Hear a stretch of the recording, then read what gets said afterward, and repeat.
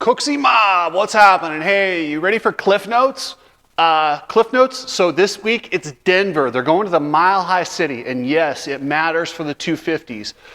The bikes run, the bikes are considerably slower. This is the one track that power really matters. Not that it's going to change much on the track. Maybe the Star guys, maybe look for Levi Kitchen to have a little extra pop up there. They seem to do good at altitude, but then again, it's Jet Lawrence's day. His brother just won the race, won the title. You know Jet's going to want to do the same thing here in Denver to clinch, because it is the last individual West Coast round. They've got one more round after this, but it's an East-West shootout.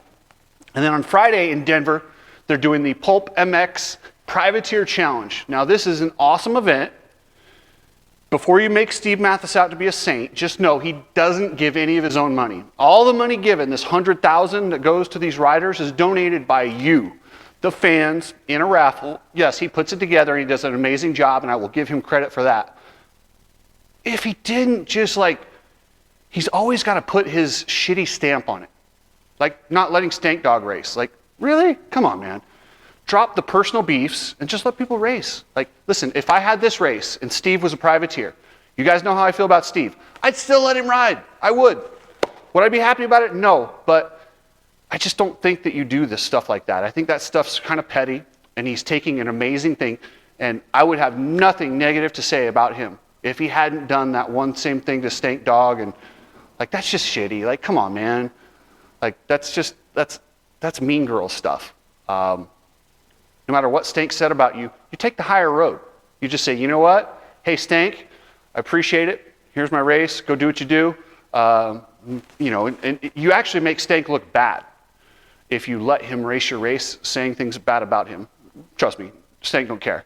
But by banning him, you kind of make Stank's point. Like, the things he said about him, maybe they're true. Needless to say, I know a lot of privateers that are looking forward to cleaning house. $100,000 is what they expect to have as the final prize. Damn, that's a lot of money for these guys. These guys are poor. They need this. So however it happens, whoever needs to be getting credit, good on this race. Steve, I appreciate you putting it together for all these guys. I wish you wouldn't be a dick to Stank Dog, but you are who you are.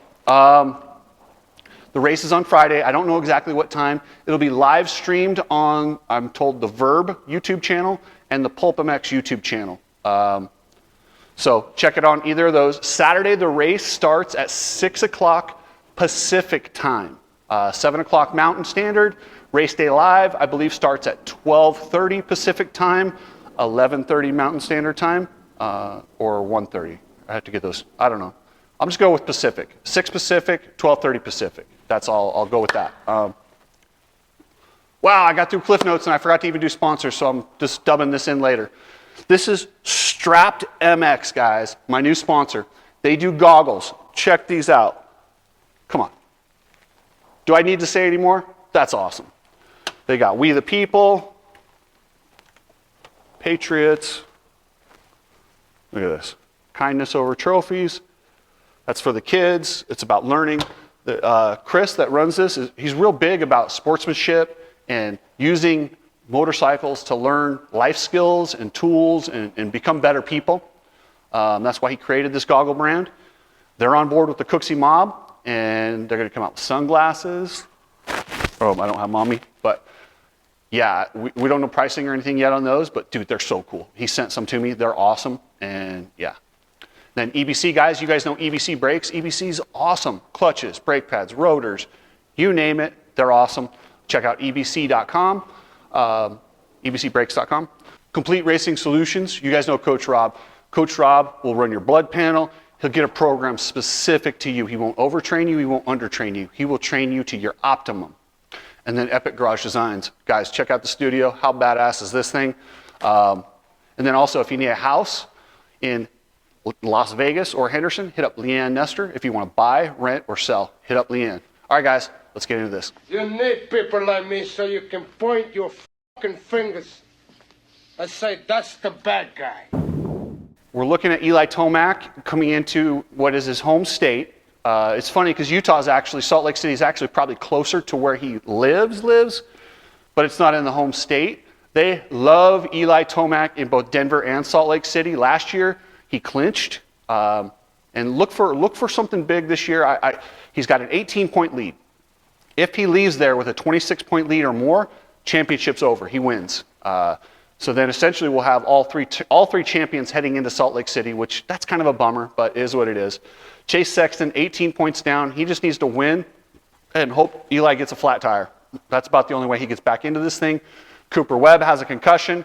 Kind of wanted to give you guys a little bit of an update. So yeah, Nashville unfortunately was the end of my Supercross season. You know, I had the incident and had a pretty good concussion. So went to the hospital straight away from the race and did a bunch of scans, CT scans, MRI. Ended up staying the night there, and luckily nothing came back too crazy, just moderate concussion is what they called it. So, you know, was very fortunate there as far as my neck and shoulder, collarbone, everything was good. Nothing broken, nothing damaged, just some bruises. But yeah, I mean, unfortunately that was the end of my Supercross run this year. I felt like we really pushed hard and made massive strides, obviously, towards winning another championship, and had a great year. Had some great battles. You know, it was an unfortunate way for it to all end, but I know I gave it my all. I was there for the fight all year, and I got to hang my hat high on that. So can't be too bummed with how the season went. Obviously, wish I could have won some more races and been a little bit closer to the title fight. You know, 11 points is still close with 3 rounds to go, I felt like. But like I said, it all happens for a reason. Next step for me, I saw a neurologist yesterday, and they recommended about 6 to 8 weeks fully off the dirt bike. Really want to let. Good on him, sitting out. That might be the last time we see him on a KTM. I'm hearing he's going World Supercross. Good on him. That series is awesome. Listen, that series has a business plan that gives back to the teams, and it has a financial business plan that is sustainable. Please support the World Supercross. If you like the sport of motocross and supercross, support World Supercross. It will actually raise the level of supercross here. It's good for everybody. Ken Roxon. He's in 4th in the points. Looks like he'll leapfrog Cooper Webb and end up in 3rd in this points. If things go the way they are supposed to, you never know in this sport. Justin Barcia is in 5th. He is out with a broken collarbone. That's the end of his season. What's up? Been a tough few days, but just want to give everyone an update. I had surgery on Monday on my collarbone. That's feeling a lot better today. I ended up breaking 2 ribs and broke my right shoulder. So the shoulder doesn't need any surgery, so that's great. I'm feeling a lot better today, and the next few days are just going to keep getting better and better and better. Hopefully I can start training soon. Obviously not dirt bike for a little bit, but I just wanted to give a shout out to everyone this season. It was definitely, for me, my best mentally and physical Supercross season. Really enjoyed it, had a lot of fun. Definitely a bummer to go out this way. Things happen though, it's motorcycles, and I can't wait to be back racing hard and stronger than ever. Jason Anderson is out with a broken neck into his season. I heard Aaron Plessinger will be back. He's been banged up. He missed last round. This is a great opportunity for him to sneak a win, to sneak a podium. So don't take these for granted. Justin Hill is in 8th.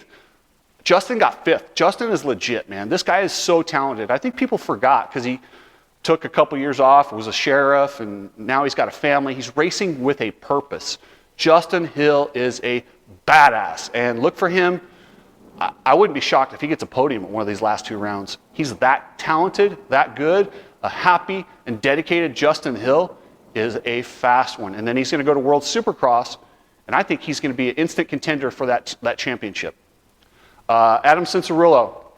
Gosh, I'm glad that Kawasaki signed him again, but that poor wrist just keeps going numb. He's got the talent.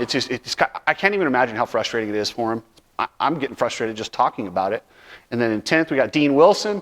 Maybe he can leapfrog. I'd have to check the points. I'm glad to see Dean out there. Dean's a good guy. And he's going to go World Supercross also. Christian Craig is injured. Colt Nichols. Colt had a great run last week to end up 4th. Colt, I mean, this is a chance. He's got 2 more rides on this before he becomes a full-fledged free agent. So yeah. But now let's get into the 250 West, guys. So this is Jet's coronation. This is probably the last time you'll see Jet, besides next week in Salt Lake. He's got 2 more rides on a 250, and that's probably it for Jet on a 250 in his career.